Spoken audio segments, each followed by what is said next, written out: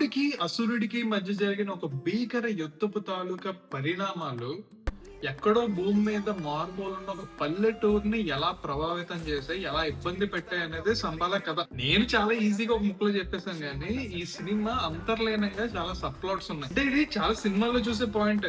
Hero నాస్తికుడు, దైవభక్తి ఉండదు, మూఢనమ్మకాలంటే పడవు, సైన్స్ నే నమ్ముతాడు, కళ్ళతో చూసిందే నమ్ముతాడు, సైంటిఫికల్ గా ప్రూవ్ అయింది మాత్రమే నమ్ముతాడు. సో ఇలాంటి ఒక హీరో స్టోరీ ప్రోగ్రెస్ అవుతున్న కొద్దీ ఎలా చేంజ్ అయ్యాడు, ఎలా ఎవాల్వ్ అయ్యాడు, చివరికి దేవుడిని నమ్మాడా లేదా, ఇలాంటి పాయింట్స్ తోనే స్టోరీస్ ఉంటాయి అండ్ ఎండ్ అవుతాయి కూడా. సంబాలా కూడా అలాంటి సినిమానే. కాకపోతే ఏంటంటే సినిమా మధ్యలోనే హీరో ఒక ఆస్తికుడుగా మారడం అనేది చూపించేస్తారు అండ్ చాలా బాగా చూపించారు. ఆ సీన్ కూడా చాలా బాగుంది. సినిమా గురించి మాట్లాడడానికన్నా ముందు AI, artificial intelligence usage in the movies గురించి మాట్లాడదాం అనుకుంటున్నా. ఈ ఆర్టిఫిషియల్ ఇంటెలిజెన్స్ చిన్న సినిమాలు, లో బడ్జెట్ సినిమాలు తమ స్టోరీస్ ని ఇంకా బాగా ప్రెజెంట్ చేయడానికి, స్టోరీ టెలింగ్ ఇంకా బెటర్ చేయడానికి తక్కువ బడ్జెట్ లో చాలా యూస్ఫుల్ అవుతుంది. ఉదాహరణకి సంబాలా సినిమాని తీసుకుందాం. సంబాలా సినిమాలో ఫ్లాష్ బ్యాక్ లో కొన్ని సీన్స్ ఉంటాయి.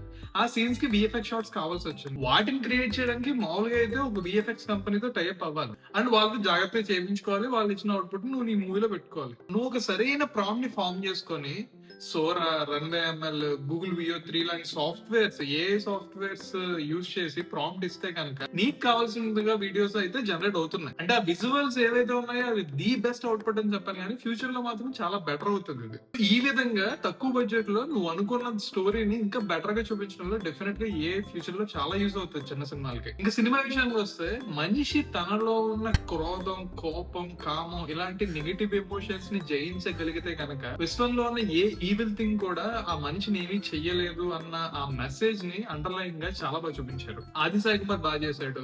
తన ప్రీవియస్ మూవీస్ తో కంపేర్ చేసుకుంటే చాలా బాగుంది సినిమా. ఆది సాయి కుమార్ మాత్రమే కాదు, ఈ సినిమాలో ఉన్న ప్రతి క్యారెక్టర్ స్టోరీకి ఇంపార్టెంట్ క్యారెక్టరే అండ్ ఆ క్యారెక్టర్స్ ప్లే చేసిన ప్రతి యాక్టర్ కూడా చాలా బాగా యాక్ట్ చేశారు. ముఖ్యంగా చిత్ర అని ఒక క్యారెక్టర్ ఉంటది, ఒక చిన్నపిల్ల క్యారెక్టర్. ఆ చిన్నపిల్ల క్యారెక్టర్ చాలా బాగా చేసింది. మధునందన్ బాగా చేశాడు.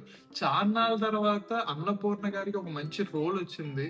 అది ఇంపార్టెంట్ రోల్ అండ్ చాలా మంచి రోల్. అవి కూడా చాలా బాగా ప్లే చేశారు. అపార్ట్ ఫ్రమ్ పెర్ఫార్మెన్సెస్, శ్రీచరణ్ పాటల బ్యాక్గ్రౌండ్ మ్యూజిక్ గానీ, అంటే ఊరిని ఇంట్రడ్యూస్ చేస్తూ, ఊర్లో ఉన్న క్యారెక్టర్స్ ని ఇంట్రడ్యూస్ చేస్తూ ఒక సాంగ్ ఉంటది సినిమాలో. ఆ సాంగ్ గానీ, బీజిఎం గానీ చాలా బాగుంది. అంత బానే ఉంది, కానీ శివుడి చెమట చొక్క ఒక పాజిటివ్ ఎనర్జీగా మారాలి, కానీ ఒక నెగటివ్ ఎనర్జీగా ఎలా ఫామ్ అయింది అనేది నాకు అర్థం కాలేదు. ఒకవేళ మీకేమన్నా తెలిస్తే కనుక కింద కామెంట్స్ లో చెప్పండి. నాకు నిజంగా తెలియకే అడుగుతున్నాను ఇది. That's all about Shambhala. Cinema అయితే చాలా బాగుంది, నాకు చాలా నచ్చింది. ఒకవేళ మీరు కనుక ఒక యూనిక్ థ్రిల్లర్ ని చూడాలనుకుంటే కనుక book your tickets and you won't regret your time.